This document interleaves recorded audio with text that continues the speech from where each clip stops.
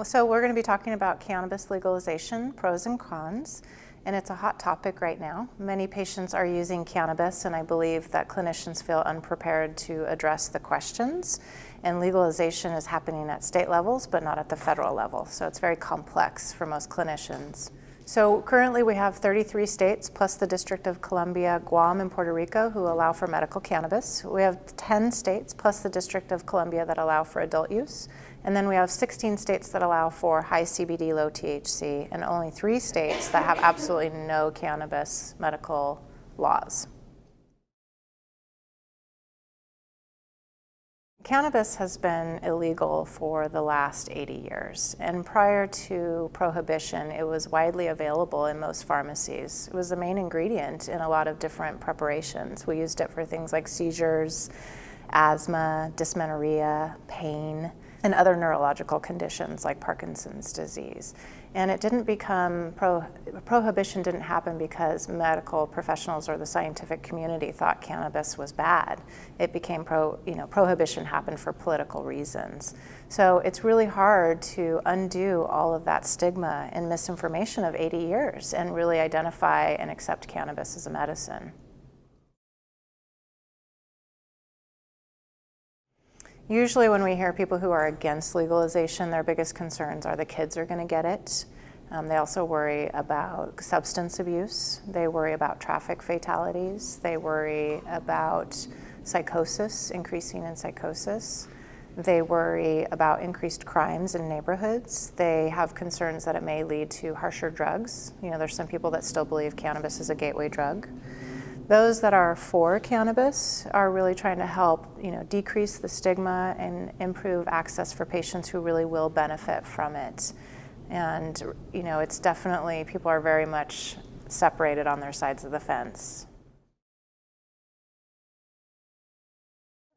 So I will be presenting the pros of cannabis legalization, and really what my session is focusing on is that our patients are using it, and we need to become educated about it. So again, that we can provide them with those resources.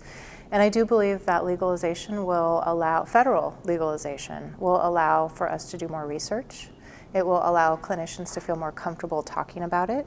It will allow for insurances to start covering it and decrease costs for patients. It will improve outcomes for patients and their quality of life. And we now have the National Council of State Boards of Registered Nursing has issued guidelines for nurses who care for patients using medical cannabis. And their position is that patients are using it and nurses are going to care for these patients, and they need to become educated in 6 essential areas.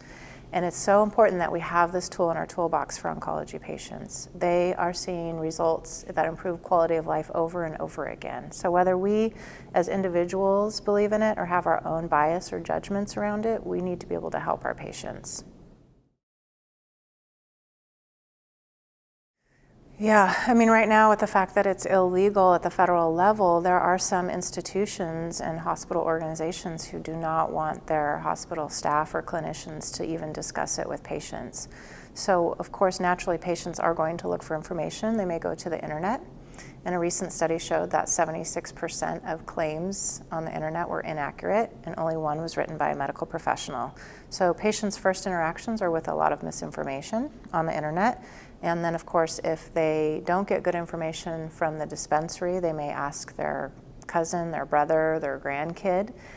They may be getting it from a neighbor, and we don't know if it's quality medicine that's been tested, and then they're at risks for toxins like heavy metals, molds, pesticides, fungus. So it's really challenging if we're not opening up that conversation and having curiosity with our patients. We're leaving them very vulnerable.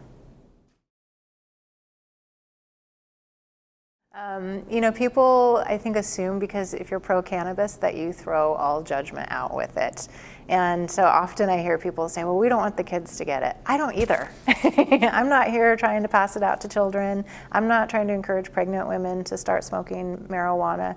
I still use my clinical judgment. I still do a full assessment and risk versus benefit. And there are some people who are not going to qualify or be appropriate to use cannabis as a medicine.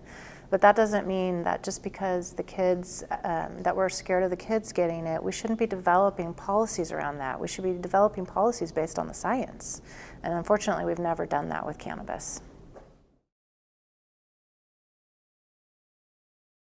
I think it's inherently hard for clinicians and nurses to become advocates of cannabis medicinally or for adult use because they don't really understand it. There's no standardized dosing, there's no standard protocols, and we're very much accustomed to having standardized dosing and protocols.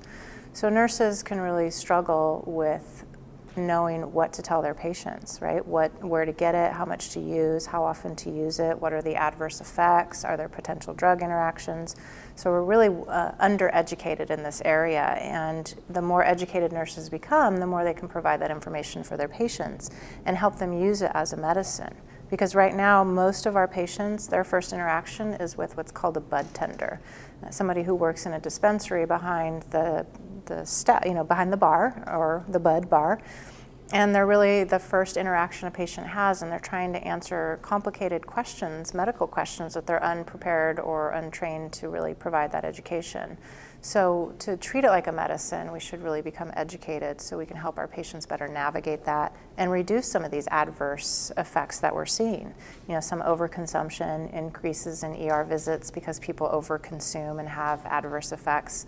I do think nurses can really come in and reduce those incidences, improve outcomes. I certainly get some inappropriate questions. So, again, when people find out what you do and that you're, a cannabis clinician or that you recommend cannabis frequently, they ask you questions whether or not you're a pothead or a drug dealer or if I've been using it right now, and just really having some inappropriate thoughts around what it means to be a cannabis practitioner. And, just because I'm an advocate of it doesn't mean, again, that I throw all common sense out the window. I think that cannabis has been so stigmatized that a lot of us are uncomfortable with it. And so, I understand that sometimes it's their insecurities coming out when they're asking me these questions. They also ask me if I have edibles. Every time I do a presentation, people want to know, do I have any free samples? And I've decided to start answering that with, yes, I have suppositories. Those are my free samples that you can have. So, I hope the questions that people start to ask are more about how to help their patients and, what's appropriate and what's not appropriate. And if they have concerns about misinformation, let's talk about it. And let's not continue to perpetuate those stigmas. I mean, I saw a talk of nurse practitioners and they dressed up in costume. And one was a hippie and one was the DEA, and they were having a debate, and then they passed out fake edibles, and they really, to me, offended me, and I did have to let them know at the end of the session that I found it very offensive, the way that they portrayed cannabis. And we really do need to break away from that because it is a medicine that our patients are using.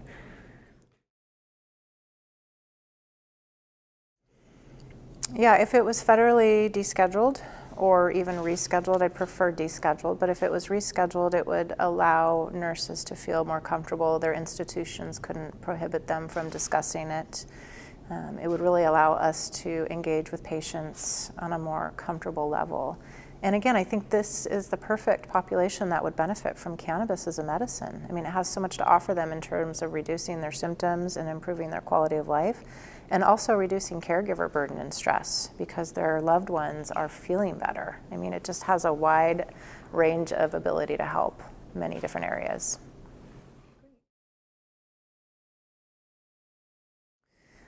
I can see a timeline on it. There's the American Cannabis Nurses Association is a national nursing organization that just develops scope and standards for nurses who want to care for patients using cannabis. And we have applied for subspecialty, so for cannabis certification recognition. And it's about a 2-year timeline. So it takes a while for that subspecialty to be approved. And I think once that is approved, you're really going to see this boom in nurses adopting and accepting cannabis as a specialty. What I hope oncology nurses walk away from this session is understanding that it's a tool that we have in our toolbox and that our patients are seeing benefit from it. And we absolutely need to become educated so that we can provide them safer access. I think that's my biggest concern, is that if we're not there as clinicians to provide them with quality information, again, they're going to get it from random people. And I'm concerned that some of them may get information that puts them more at risk than provides them benefit.